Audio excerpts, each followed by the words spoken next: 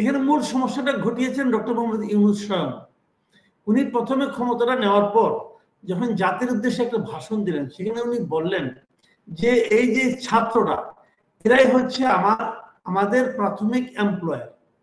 এখন ছাত্ররা যদি ওনার এমপ্লয়ার হন, তখন ছাত্ররা যদি একটা কিছু করতে যায়, একটা কোনো পদক্ষেপ নেয়, মিছিল করে, ভাঙচুর করতে যায়, অথবা ছাত্রদের নাম নিয়ে যদি অন্য কেউ যায়, যেই যায়, যদি যায়, তখন ওই এমপ্লয়ারদের বিরুদ্ধে কিন্তু কোনো পদক্ষেপ নেওয়ার সাহস ওনারা পান না। আপনি করলেন কি, 2009-এর একটা আইন ছিল, যে আইনটা এই আওয়ামী লীগ সরকার করেছিল। সেই আইনে সবাই সমালোচনা করেছে আওয়ামী লীগ ছাড়া।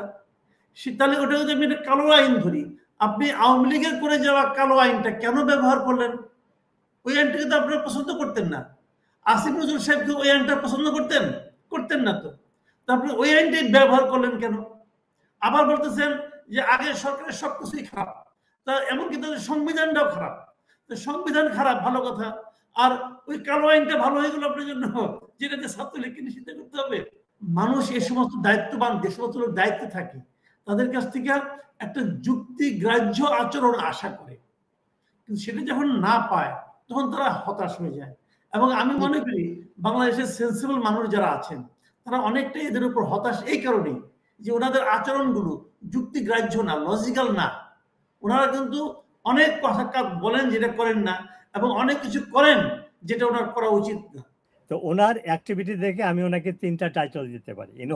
তিনি হলেন শান্তির পরিবর্তে অশান্তির দূত, তিনি একজন প্রতারক, তিনি একজন মিথ্যাবাদী, তিনি একজন স্বার্থপর লোক, যে দায়িত্ব ছাত্রদের অ্যাপয়েন্টমেন্ট পেয়েই ওনার সমস্ত মামলা উনি মাফ করে নিলেন। তারপরে 660 কোটি টাকার কর যেটা তিনি অভিযুক্ত হয়েছিলেন সেটা মাফ করে নিলেন। এবং নট অনলি দ্যাট, নেক্সট 5 ইয়ার্সে তার যে প্রতিষ্ঠান, তাদের কোনো কর দিতে হবে না। তো ইউনূস সাহেবকে ছাত্ররা যে দায়িত্ব দিয়েছিল, তার একটাও তিনি করেন নাই। তিনি যে এখন করতেছেন আওয়ামী লীগকে, শেখ হাসিনাকে কিভাবে শাস্তি দিতে পারবে। আর একজন মুক্তিযোদ্ধা হিসাবে আমি সবচেয়ে অফেন্ডেড হয়েছি উনি যখন ভয়েস অফ আমেরিকার ইন্টারভিউয়ে বললেন যে সেট বটন পুশ করে আমরা অতীতের সমস্ত ইতিহাস বন্ধ করে দিয়েছি। যখন তাকে প্রশ্ন করা হলো যে বঙ্গবন্ধুর 32 নম্বর বাড়ি পোড়া হলো, আপনার মতামত কি? বলে যে জিজ্ঞাসা করেন অনেক মেয়েকে, অর্থাৎ মেয়েকে উনি ব্লেম করেন। উনি শপথ নিয়েছেন বাংলাদেশের সমস্ত মানুষের স্বার্থ রক্ষা করার জন্য, দায়িত্ব নিয়ে আইন শৃঙ্খলা উন্নতি করার কোনো নজর উনি দিচ্ছেন না। তারপরে জিনিসপত্রের দামে সেটার কোনো নজর দিচ্ছেন না।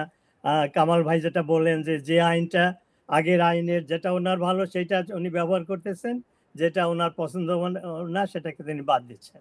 তো সমস্ত কিছু মিলে আপনার যে টাইটেল অফ দিস আমাদের টক শো, যে বাংলাদেশ কে চালাচ্ছে, সত্যিকারেই কেউ চালাচ্ছে না। কারণ এখন যে অবস্থার সৃষ্টি হয়েছে, আমি ইউনূসকে আরেকটা টাইটেল দিতে পারি যে উনি কনফিউশন এর নোবেল প্রাইজ ওনাকে দেওয়া উচিত।